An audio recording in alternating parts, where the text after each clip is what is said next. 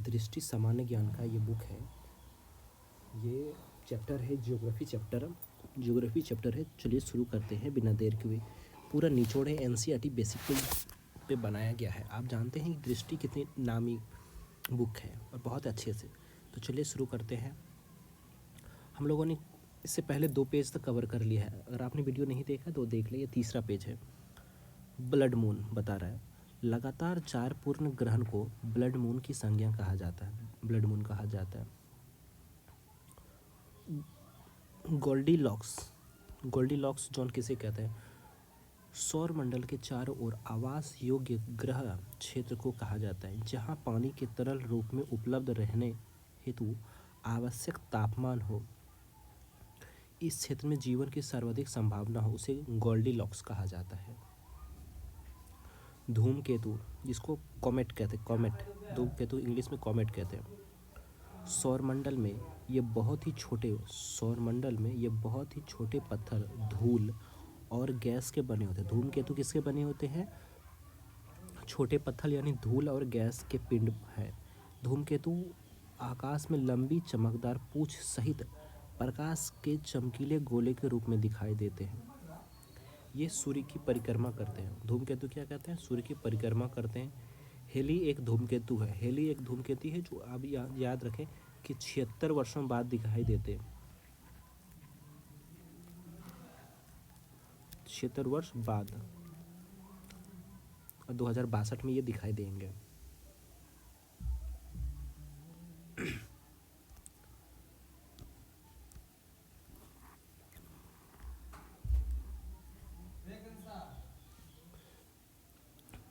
उल्का मीटियोर जिसे कहते हैं, ये प्रकाश की चमकीली धारा के रूप में दिखाई देते हैं, जो आकाश में क्षण भर के लिए दमकते हैं और लुप्त हो जाते हैं। इन्हें टूटता तारा भी कहते हैं। टूटता तारा जो होते हैं वो एक उल्का पिंड ही होते हैं।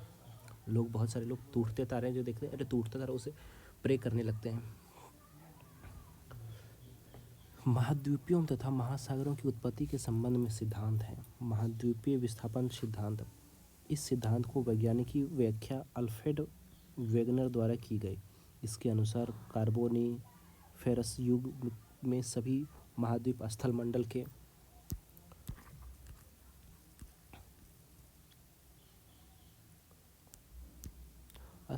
के रूप में थे, जिसे पेंजिया तथा चारों ओर विद्यमान महासागर को पैथालासा कहा जाता था। कार्बोनिफेरस युग के अंत में गुरुत्वीय बल सूर्य तथा चंद्रमा का ज्वारीय बल एवं उत्प्लावन बल के कारण विखंडित हो गए थे। वे पेंजिया की उत्तरी भूमंड को अंगारा लैंड क्या कहते हैं? उत्तरी भाग को अंगारा लैंड तथा दक्षिणी भाग को गोंडवाना लैंड कहते हैं। ये इंपॉर्टेंट प्रश्न है कि उत्तरी भाग को क्या कहते हैं? तो क्या कहते हैं? उत्तरी भूखंड को अंगारा कहते हैं और तथा दक्षिणी को गोंडवाना कहते हैं, कहा जाता है। दक्षिणी को गोंडवाना कहा जाता है।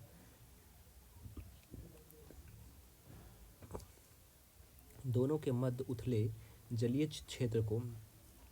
मध्य में जो उथले हुए जलीय क्षेत्र है, ये वाला ऐसे उछल गया, ये वाला ऐसे हो गया, तो ये बीच वाला हो गया। इसको टेथित सागर कहा जाता है की उत्पत्ति हुई थी। जूरेसिक काल में गोंडवाना लैंड में ये विखंडन हुआ, जिसमें जुरासिक होता था, उस समय विखंडन हुआ। प्रायद्वीप भारत, मेडागास्कर, ऑस्ट्रेलिया, अंटार्कटिका तथा हिंद महासागर का निर्माण हुआ था। उस समय ये सब टूटे थे, वरना ये सारे एक प्लेट थे। ये सब टूट के अलग हुए हैं। अंगारा लैंड में विखंडन से उत्तरी अमेरिका, यूरोप तथा एशिया अस्तित्व में आए। अंगारा लैंड उत्तरी अमेरिका तथा यूरोप तथा एशिया अस्तित्व में आए। उत्तरी व दक्षिणी अमेरिका के पश्चिम दिशा में प्रवाह से अटलांटिक महासागर बना। क्या बना? अटलांटिक महासागर। अंगारा लैंड जब विखंडन हुआ तो उत्तरी अमेरिका और यूरोप बना, यूरोप तथा एशिया अस्तित्व में आया। साथ ही पश्चिमी सीमा पर अवरोध के कारण रॉकी तथा एंडीज ज्वलित पर्वत का निर्माण हुआ। पश्चिमी सीमा पर अवरोध के कारण रॉकी तथा एंडीज ज्वलित पर्वत का निर्माण हुआ। अब पढ़ेंगे प्लेट टेक्टोनिक थ्योरी, प्लेट विवर्तन थ्योरी। इस सिद्धांत का प्लेट टेक्टोनिक प्रतिसिद्ध का प्रतिपादन किसने किया था? हैरी हैंस तथा मॉर्गन, मैकेंजी, पार्कर तथा होम्स के प्रयास से हुआ, लेकिन इसमें इम्पोर्टेंट नाम एक है, हैरी हैंस। समुद्री नितल प्रसरण इसी से जुड़ा है। इसके अनुसार पृथ्वी अनेक बड़ी एवं छोटी प्लेटों में विभक्त है। इसके अनुसार प्लेट बड़ी एवं छोटी प्लेटों में विभक्त है। जो अपने से अधिक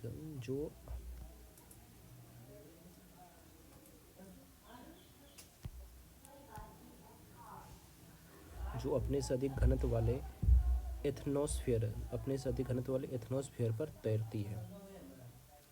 अपने से अधिक घनत्व वाले किस पे तैरती है? प्लेट एथनोस्फीयर पे प्लेट तैरती है। एथनोस्फीयर पे प्लेट तैरती है। ये प्लेट विनाशात्मक सीमांत, संरचनात्मक सीमांत तथा संरक्षित सीमांत के सहारे क्रमशः अभिसारी दो प्लेटों के अभिसारी किसे कहते हैं? दो प्लेटों के आपस में टकराती है और अपसारी दो प्लेटों के एक दूसरे से दूर होती है। ये इम्पोर्टेंट प्रश्न है। अभिसारी हम लोग दर्पण के बारे में और लेंस के बारे में जानते हैं, उत्तल दर्पण, अवतल दर्पण। और अभिसारी यहाँ है, दो प्लेटों को आपस में टकराती है, उसे अभिसारी कहते हैं। और अपसारी दो प्लेटों से एक दूसरे से दूर होती है, उसे अपसारी प्लेट कहते हैं। अभिसारी टकराती है और अपसारी अलग होती, अभिसारी जुटती है। तथा जो संरक्षी है, ये वाली जो संरक्षी है प्लेट, दो प्लेटों के एक दूसरे के समानांतर खिसकती है। दो प्लेटों के एक दूसरे के समानांतर खिसकती है, संचयन करती, जिसके आधार पर विभिन्न प्रकार के भूदृश्यों के जनन, भूकंप एवं ज्वालामुखी क्रिया आदि की वैज्ञानिक व्याख्या प्रस्तुत होते हैं। ये सब किसके, जो भूकंप होती है, ज्वालामुखी जो होती है, ये सब संरक्षी प्लेट के कारण होती है।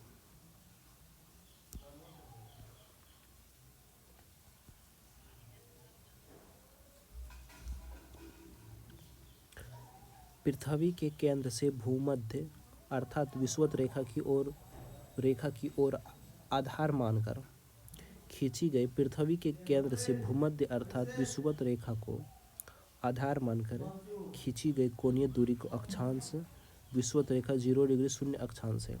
विषुवत डिग्री 0 डिग्री 0 अक्षांश है। विषुवत रेखा एक महत्वपूर्ण कल्पित रेखा है। काल्पनिक है, कोई ओरिजिनल खींचा हुआ नहीं आपको दिखे। ये कल्पित रेखा है जो पृथ्वी के दो बराबर भागों में विभाजित करती है, जिन्हें क्रमशः उत्तरी तथा दक्षिणी गोलार्ध कहा जाता है। ये पृथ्वी है इस तरीके से, थोड़ा अति नहीं हुआ गोल मतलब, और यहाँ इस तरीके से ये 0 डिग्री, इसको विषुवत रेखा कहते हैं। और ये लंबा लंबा जो खींचेंगे इसको अक्षांश रेखा कहते हैं। ओके।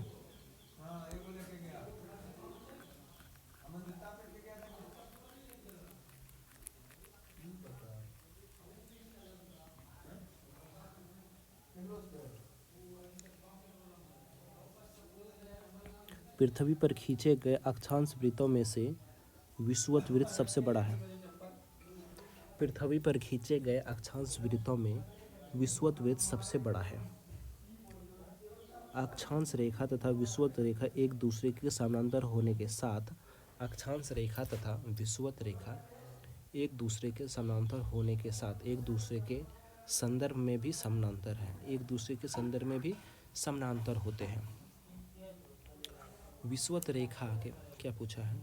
विषुवत रेखा के उत्तर व दक्षिण स्थित सभी समानांतर रेखाओं को क्रमशः उत्तरी एवं दक्षिणी अक्षांश कहते हैं। उत्तर में जो उत्तरी अक्षांश, दक्षिण में जो दक्षिणी अक्षांश कहते हैं। ये दृष्टि का बुक है, देखिए उन्हीं से पढ़ा रहा हूँ। विषुवत रेखा से ध्रुवों की ओर बढ़ने पर, विषुवत रेखा से ध्रुव मतलब ये विषुवत रेखा है ना, ये यहाँ से ध्रुव पर बढ़ने पर, ध्रुवों की ओर बढ़ने पर अक्षांश वृत्त छोटे होते जाते हैं। 90 डिग्री उत्तरी अक्षांश, 90 डिग्री उत्तरी अक्षांश मतलब उत्तर की ओर ध्रुव तथा 90 डिग्री दक्षिणी अक्षांश दक्षिणी ध्रुव को प्रदर्शित करती है। किसी स्थान के अक्षांश की माप को, किसी स्थान के अक्षांश की माप को अंश, मिनट व सेकंड में प्रदर्शित करते हैं।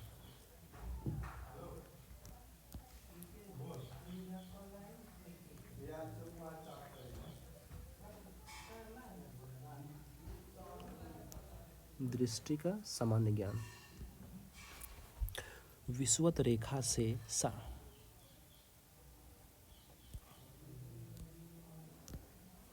विषुवत रेखा से 23.5 डिग्री उत्तर की ओर कोणीय दूरी को कर्क रेखा कहते हैं। 23.5 डिग्री जो उत्तर होते हैं उसे कर्क रेखा कहते हैं, जबकि 23.5 डिग्री दक्षिणी को कोणीय दूरी मानकर कर्क रेखा प्रदर्शित करते हैं।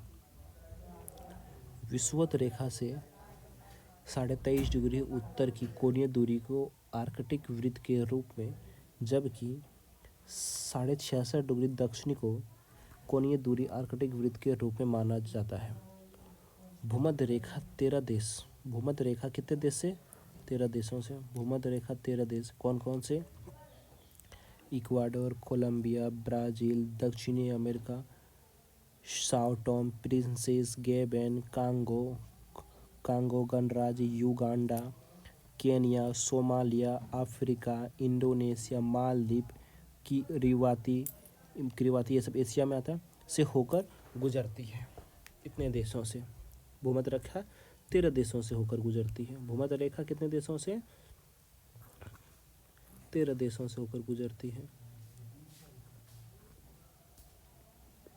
इन काल्पनिक रेखाओं के मध्य सूर्य के प्रकाश की उपलब्धता के आधार पर पृथ्वी को निम्नलिखित ताप कटिबंध में वर्गीकृत किया गया है। अब है उष्ण कटिबंधीय।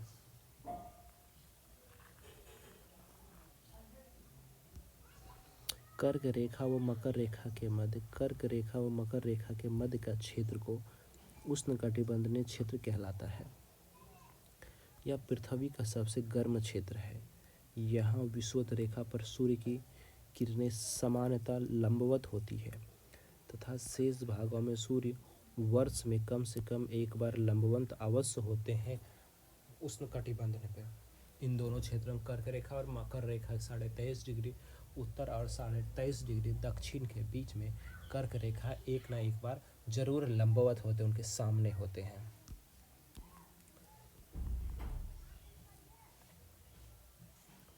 अब क्या पढ़ेंगे? शीतोष्ण कटिबंध।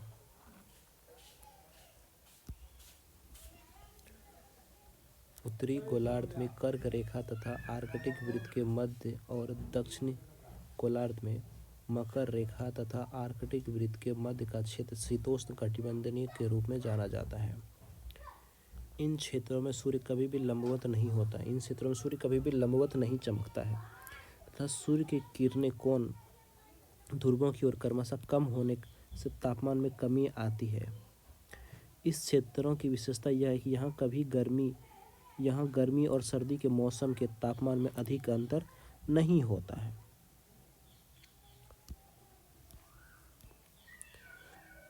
अब शीत कटिबंध, यह उत्तरी गोलार्ध में आर्कटिक वृत्त से उत्तरी ध्रुव तक व दक्षिणी गोलार्ध में आर्कटिक वृत्त से दक्षिणी ध्रुव तक का क्षेत्र है। इन क्षेत्रों में सूर्य की किरणें तिरछा पड़ने से कम सूर्य ताप की प्राप्ति होती है, इसलिए इन क्षेत्रों में बहुत ठंड पड़ती तथा हमेशा बर्फ जमी रहती है। देशांतर को इंग्लिश में लॉन्गिट्यूड कहते हैं।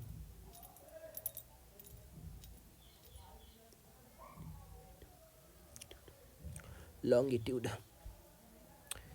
किसी स्थान की कोणीय दूरी जो प्रधान याम्योंतर 0 डिग्री देशांतर के पूर्व और पश्चिम में होती है देशांतर की कहलाते। पूर्व और पश्चिम में होती है देशांतर कहलाती है। अक्षांश वृत्तों के विपरीत देशांतर रेखाओं की लंबाई बराबर होती है। देशांतर रेखाओं की लंबाई बराबर होती है। देशांतर पृथ्वी इस तरीके से गोल है ना, यहाँ ये है, ये 0 डिग्री हो गया और ये वाला देशांतर हो गया। ठीक, कोई दिक्कत?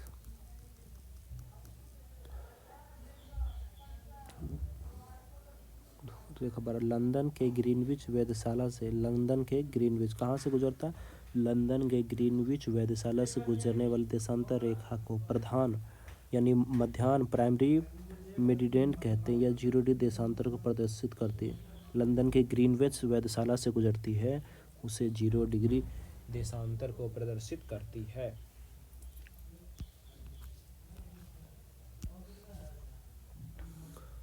मध्याह्न रेखा के बाईं ओर रेखाएं पश्चिमी देशांतर और दाईं ओर रेखाएं पूर्वी देशांतर कहलाती है। 180 डिग्री पूर्वी तथा 180 डिग्री पश्चिमी देशांतर एक ही रेखा पर स्थित है। 180 डिग्री पूर्वी देशांतर तथा 180 डिग्री पश्चिमी देशांतर एक ही रेखा पर स्थित है। देशांतर रेखाएं भूमध्य रेखा के समकोण पर काटती है। देशांतर रेखाएं भूमध्य रेखा को समकोण पर काटती है। देशांतर रेखाएं भूमध्य रेखा को समकोण पर काटती है। ये क्या मतलब हुआ? देशांतर रेखाएं भूमध्य रेखा को समकोण पर काटती है।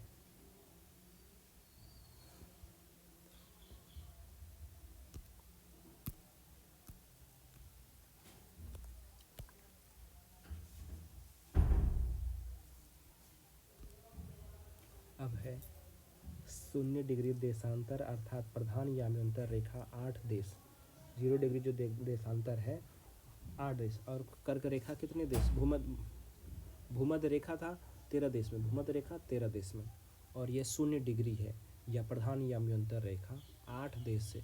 कौन कौन सा? यूनाइटेड किंगडम यानी ब्रिटेन, फ्रांस, स्पेन, ये सब यूरोप में आता है, अल्जीरिया, माली, बुर्किना फासो, घाना, टोंगो अफ्रीका से होके ये सारे 8 देशों से 0 डिग्री देशांतर गुजरती है।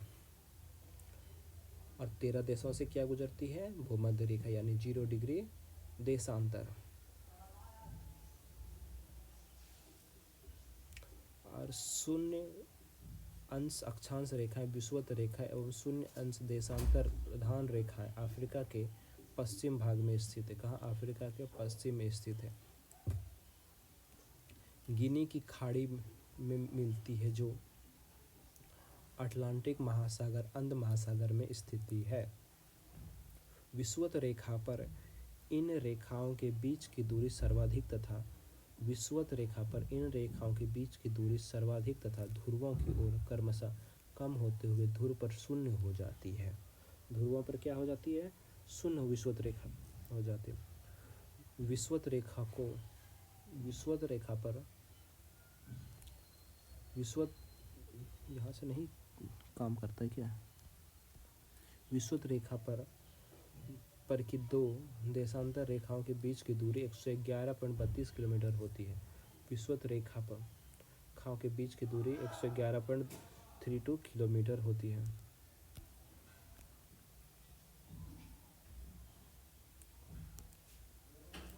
देशांतर का समय अभी पढ़ेंगे। देशांतर का समय ग्रीनविच मध्याह्न समय जिसे कहते हैं GMT, ग्रीनविच मध्याह्न टाइम के आधार पर विश्व के देशों के समय का निर्धारण किया जाता है।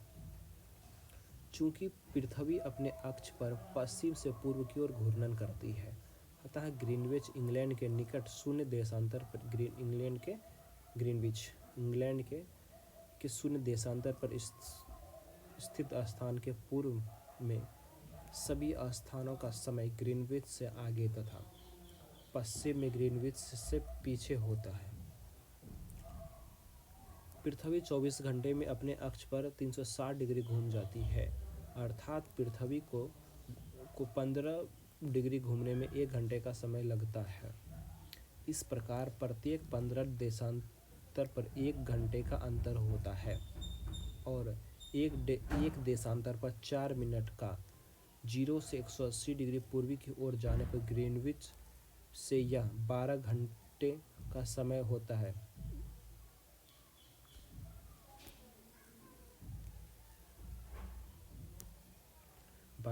इसी तरह 0 से 180 डिग्री पश्चिम की ओर जाने पर ग्रीनविच से यह 12 घंटे पीछे का समय होता है। इसी कारण 180 डिग्री पूर्वी व पश्चिमी देशांतर में एक दिन रात 24 घंटे का अंतर होता है। 180 डिग्री पूर्वी व पश्चिमी देशांतर में एक दिन रात 24 घंटे का अंतर मिलता है। स्थानीय टाइम जिसे लोकल टाइम कहते हैं। किसी स्थान पर जब सूर्य आकाश में सबसे अधिक ऊंचाई लंबवत पर होती है, उस समय को उस स्थान का स्थानीय समय कहते हैं। एक देशांतर रेखा पर स्थित सभी स्थानों का स्थानीय समय समान होता है। स्थानीय समय क्या होता है? समान होता है। भारत के सर्वाधिक पूर्व एवं सर्वाधिक पश्चिम स्थित स्थानों के स्थानीय समय में लगभग 2 घंटे का अंतर है। भारत के सर्वाधिक पूर्व एवं सर्वाधिक पश्चिम में स्थित स्थानों के स्थानीय समय में लगभग 2 घंटे का अंतर है। अगर आप गुजरात चले जाते हैं और इधर अरुणाचल प्रदेश का इसको है तो आपको 2 घंटे का अंतर दिखेगा।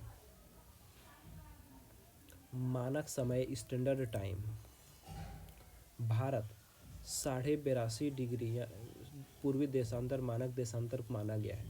भारत में 82.5 डिग्री पूर्वी देशांतर को मानक देशांतर माना गया है। यह रेखा उत्तर प्रदेश के मिर्ज़ापुर, कुछ स्रोतों में इसे इलाहाबाद के नैनी को भी बताया गया है, से होकर गुजरती है। इस देशांतर के स्थानीय समय को पूरे देश का मानक समय माना गया है। भारत की अवस्थिति ग्रीनविच के पूर्व होने के कारण यहाँ का समय 5 घंटा 30 मिनट आगे रहता है। कई बड़े देशों में एक से ज़्यादा मानक समय होते हैं, जैसे रूस में 11 मानक समय है। रूस में कितने मानक समय हैं? 11 मानक समय है।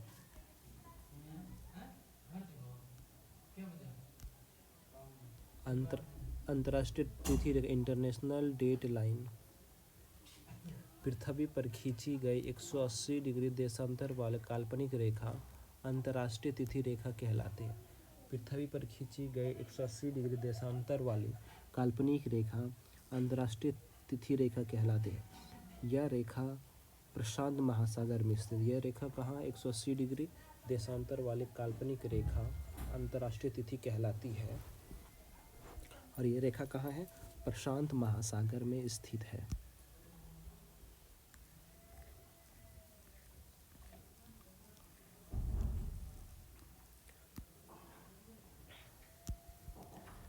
साइबेरिया को अलास्का से अलग करने वाली साइबेरिया को विभाजित होने से बचाने के लिए 75 डिग्री अक्षांश पर यह रेखा पूर्व की ओर मोड़ी गई है। 75 डिग्री अक्षांश पर यह रेखा पूर्व की ओर मोड़ी गई है। इस रेखा पर पूर्व और पश्चिम में एक दिन का अंतर पाया जाता है। इस रेखा पर पूर्व एक दिन का अंतर पाया जाता है। यदि एक यात्री इस तिथि रेखा को पूर्व से पश्चिम की तरफ पार करता है तो एक दिन कमी, जबकि पश्चिम से पूर्व की ओर जाने पर एक दिन की वृद्धि करता है। ये क्वेश्चन फंसने वाला है। पूर्व से पश्चिम, यहाँ से इधर जाएगा तो एक दिन कमी हो जाएगा, और इधर से इधर आएगा तो एक दिन बढ़ जाएगा।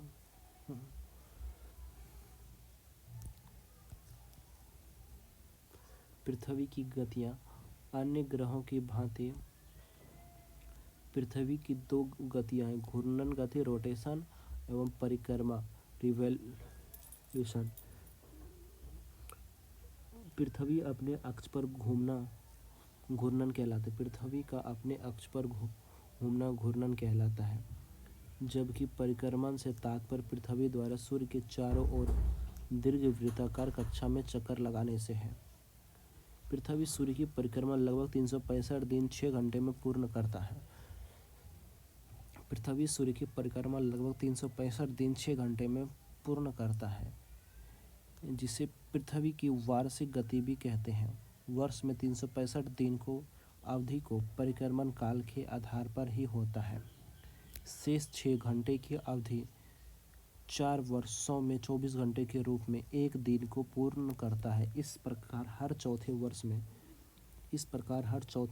366 दिन होते हैं, जिसे अधिवर्ष लीप ईयर्स कहते हैं। यह दिन फरवरी माह में जोड़ा जाता है।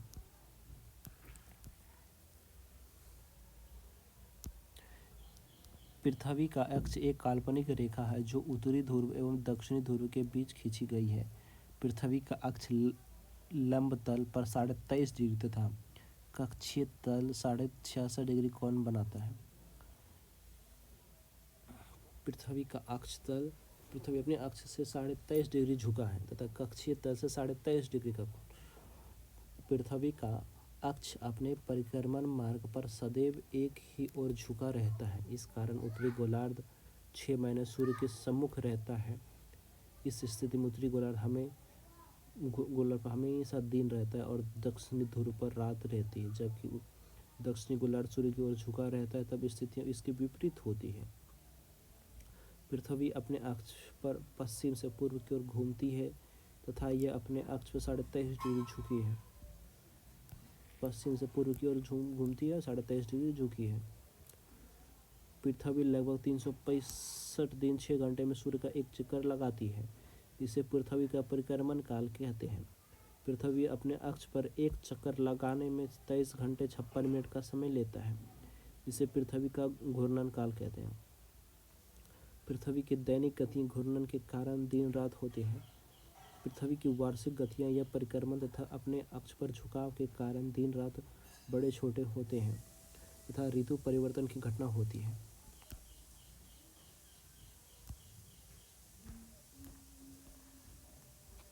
ऋतु परिवर्तन सूर्य के चारों ओर पृथ्वी की स्थितियों में परिवर्तन तथा अपने अक्ष पर झुके होने के कारण होता है।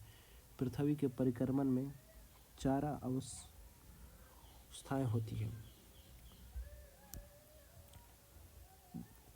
4 अवस्थाएं होती हैं। एक पहला तो इसमें ग्रीष्म ऋतु है। सूर्य की किरण 21 जून को कर्क रेखा पर लंबवत पड़ती है। सूर्य की किरणें 21 जून को कर्क रेखा पर लंबवत होती है। 21 जून को उत्तरी गोलार्ध में सबसे बड़ा दिन होते हैं। सूर्य की किरणें 21 जून को कर्क रेखा पर लंबवत पड़ती है और 21 जून को उत्तरी गोलार्ध में सबसे बड़ा दिन तथा सबसे छोटी रात होती है। इस अवस्था को उत्तरी अयनाद कहते हैं, यानी उत्तरायण कहते हैं। 21 जून को उत्तरायण या उत्तरी अयनायन या 21 जून को सब दिन में उत्तरी गोलार्ध पर सबसे बड़ा दिन होता है, सबसे छोटी रात होती है। 21 जून को कर्क रेखा पर लंबवत पड़ती है। तो ये टोटल हम लोगों ने आज 114 पेज किया। अगले वीडियो में इससे ज़्यादा पढ़ेंगे, आगे 4 पेज 5 पेज और पढ़ेंगे। मिलते हैं अगले वीडियो में। जय हिंद, जय भारत।